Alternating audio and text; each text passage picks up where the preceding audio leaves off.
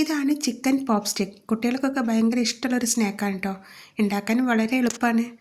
കൂടുതൽ മസാലകളോ സാധനങ്ങളോ ഒന്നും ഇടാതെ തന്നെ നമുക്ക് പെട്ടെന്ന് ചെയ്തെടുക്കാൻ പറ്റുന്നൊരു സ്നാക്കാണ്. ഇതുണ്ടാക്കാൻ വേണ്ടിയിട്ട് നമുക്ക് മിക്സിയുടെ ജാറിലേക്ക് ഒരു 4-5 സ്ലൈസ് ബ്രെഡ് ഒന്ന് പൊടിച്ചെടുക്കണം. അതിലേക്ക് എല്ലില്ലാത്ത കുറച്ച് ചിക്കനും കൂടി ആഡ് ചെയ്യാം.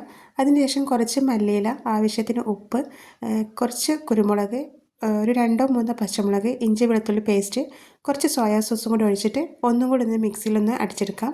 ഇനി നമുക്കൊരു വേറൊരു ബൗളിലേക്ക് മാറ്റിയതിന് ശേഷം നമ്മുടെ കയ്യിൽ കുറച്ച് എണ്ണ പുരട്ടിയിട്ട് ഇതിൽ നിന്ന് കുറച്ചെടുത്ത് ചെറിയ ചെറിയ ബൗൾസ് ആക്കിയിട്ട് ഞാനിപ്പോൾ കാണിക്കുന്ന പോലെ ഒരു ഐസ്ക്രീം സ്റ്റിക്കിലേക്ക് ഇതേപോലെ ഒന്ന് ഷേപ്പാക്കിയിട്ടെടുക്കാം. ഇത് പെട്ടെന്ന് തന്നെ ഷേപ്പായി കിട്ടും കേട്ടോ. കുട്ടികൾക്ക് ഇങ്ങനെ കാണുമ്പോൾ ഭയങ്കര ഇഷ്ടമായിരിക്കും. അപ്പോൾ കണ്ടോ, ഇപ്പം നല്ല ഭംഗിയില്ലേ കാണാൻ. ഇനി ഇത് എല്ലാം ഇതേപോലെ ചെയ്തതിന് ശേഷം നമുക്ക് ഇതിനൊരു കോട്ടിങ് ആവശ്യമുണ്ട്.